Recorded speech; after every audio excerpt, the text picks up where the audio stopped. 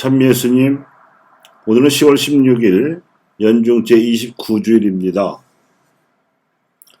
오늘은 제2독서에서 사도 바오로가 디모데에게 보낸 편지에서 기회가 좋든지 나쁘든지 꾸준히 말씀을 선포하시오 한 권고를 중심으로 말씀드리겠습니다. 코로나 사태로 인한 최근의 상황은 사회에서나 교회에서나 전반적으로 위축된 분위기 탓에 말씀을 선포하기에는 나쁜 기회라고 보여지기도 하지만 100년의 박해를 겪은 후에 우리 교회의 과거 역사에 비춰보거나 또는 신앙의 열기가 가라앉은 다른 나라 교회의 상황에 비춰보면 우리의 지금 상황은 객관적인 지표상으로 보더라도 말씀 선포에 이보다 더 좋을 수 없는 기회이기도 합니다.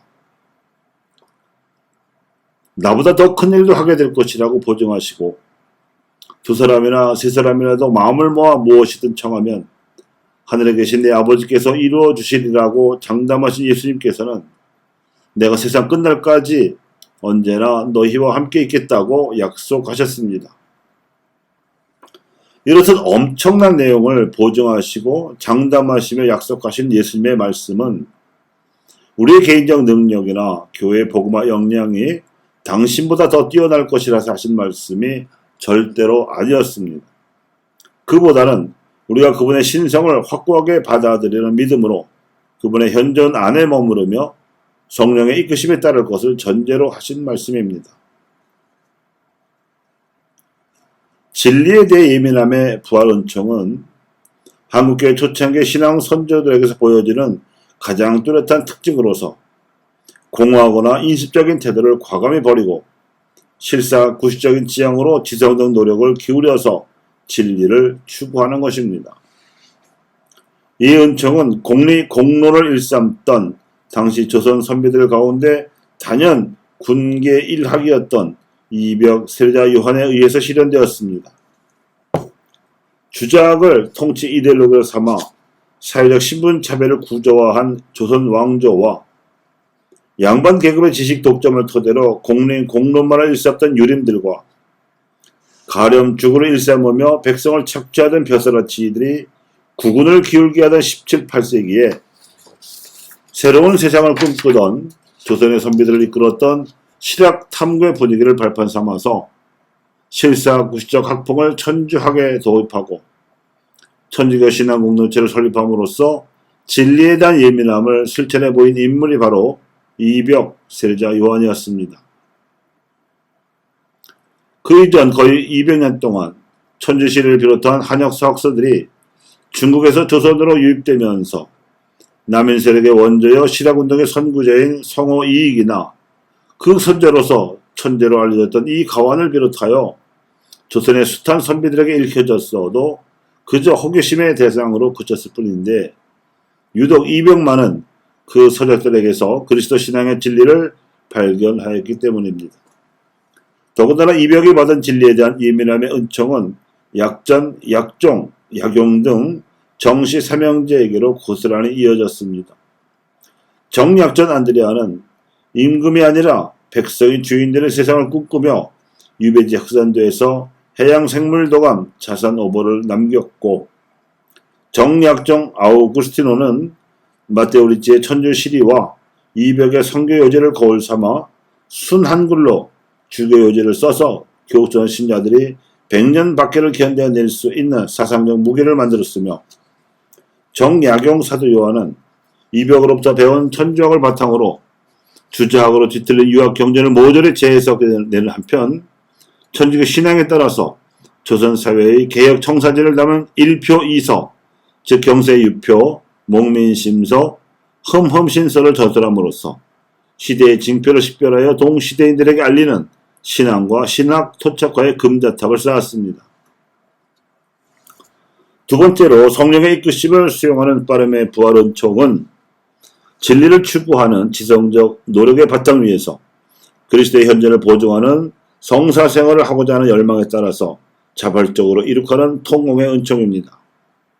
이러한 빠름의 은총은 이벽이 1784년에 세례를 받은 후 1785년 추조적발 사건으로 문정의 압력으로 집안에 감금되기까지 만 1년 동안 한양 선비와 중인들 도합 1000여 명을 입교시킨 데서 나타났으며 이벽이 안타깝게도 문중 박해로 세상을 떠나자 이승훈 베드로의 주도로 강학교에서 함께 천주학을 논하고 천주교를 받아들이는 강학교 동료 선비들, 즉 이승훈, 권철신, 권일신, 정약전, 정약종, 정약용, 이존창, 유황검, 최창현, 홍낭민 등 10명이 결성한 임시 성사 조직이 교리를 가르치고 성사를 베풀다가 1790년 북경 구배화 주교의 해산령으로 해산하기까지 5년 만에 신자를 4천여 명으로 늘리는 커다란 선교 성과를 거두었습니다. 평신도 지도자들이 자발적으로 결성한 이 조직은 지역적으로는 한양만이 아니라 전국적으로 또 신분 계층적으로도 양반과 중인뿐만 아니라 상민과 천민과 부녀자들의 이르기까지 다양하게 입교제를 배출하였으므로 1994년에 입국한 주문모 신부가 정약종과 강완석을 각각 명도의 회장으로 임명하여 조직적으로 교리를 가르치고 성사를 거행하자 1801년 친유박해가 일어날 때까지 신자를 만여 명으로 늘리는 엄청난 선교 성과로 나타났습니다. 세 번째는 자발적으로 진리를 수용하는 빛남의 부활 은총입니다. 이는 자발적으로 진리를 수용하는 신앙 공동체를 건설하는 일입니다. 신앙적 가치를 지키려는 자발적 의지와 이에 따른 공동체 건설은 신자들 사이에서의 통공을 성령께서 주재하심으로써 빛날 뿐만 아니라 신앙적 가치에 어둡거나 둔감한 일반 사회에 대해서도 진리를 어떻게 살아가야 하는지를 알려주는 빛이기도 합니다. 한국초대교회에서 이 빛남의 은총은 129군데가 넘는 교우촌에서 무려 100년 동안이나 지속되었습니다. 신유박해로 교회 지도부가 천주교 박해에 따른 처형과 유배로 와해되었으나 참으로 신기하게도 무슨 성령의 지령이라도 받은 것처럼 전국 심산유곡의 교우초들이 자생적으로 생겨났습니다. 이 빛남의 은총에 있어서 독보적인 인물은 처음으로 풍수원의 교우촌을 건설한 신태보 베드로입니다. 그 이후 교우촌은 흩어진 강학교 선비 지도자들에 의해서 전국 각지에 세워졌는데 이런 상황에서 교우제 신자들에게 가장 위력을 발휘한 교리서는 정약종 아우구스티노가 지은 주교유지였습니다.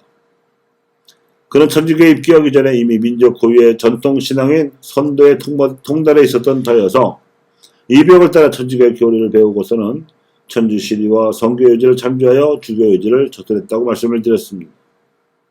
게다가 그가 살던 경기도 광주 교우촌에는 백정 출신 황일광 시몬이 이웃에 살면서 교본을 나누었는데 비록 천민 출신이지만 두뇌가 비상했던 황일광으로부터 정약종은 민중의 언어와 정서를 배울 수 있었고 이것이 그가 터득한 선도 전통과 함께 대중적 교리서를 쓰는데 큰 도움이 되었습니다.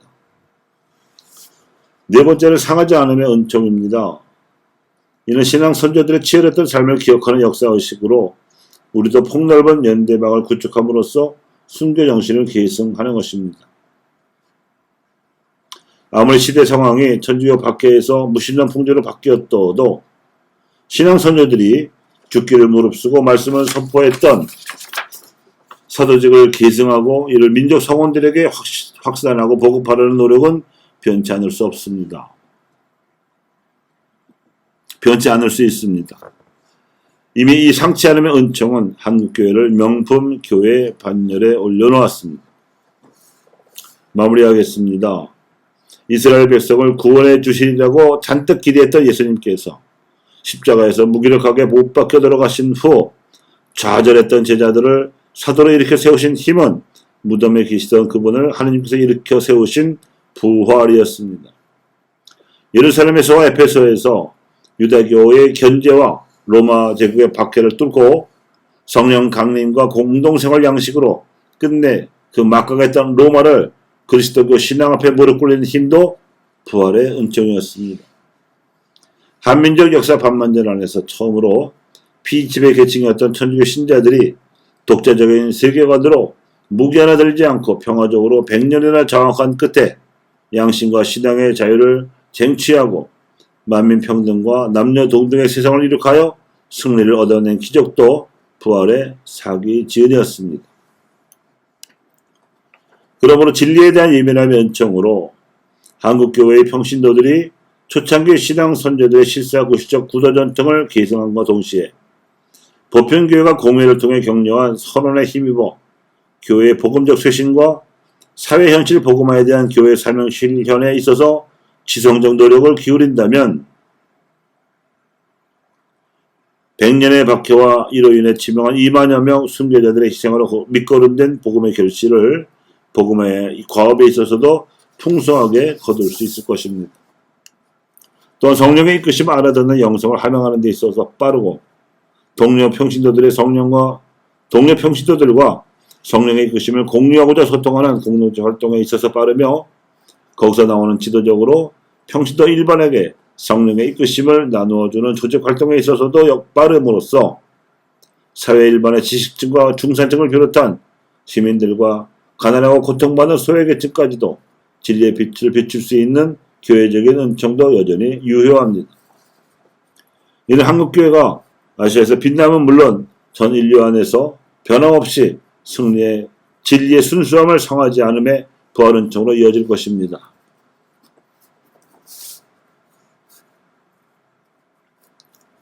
이 시기에 우리는 예수님께서 이룩하실 더 큰일, 즉 사도적의 활성화를 이룩하여 이 땅에 주님의 나라가 세워지기를 염원하며 숨져간 순교자들의 꿈, 민족의 복음화, 이를 넘어 아시아의 복음화를 이룩하실 그 큰일에 대한 꿈을 꿉니다. 교회 여러분, 우리가 믿는 그리스도 신앙은 부활 신앙입니다. 예수님께서 보증하신 더 큰일이 일어나도록 부활의 사기 지은에 힘입어 기회가 좋든지 나쁘든지 말씀을 선포합시다.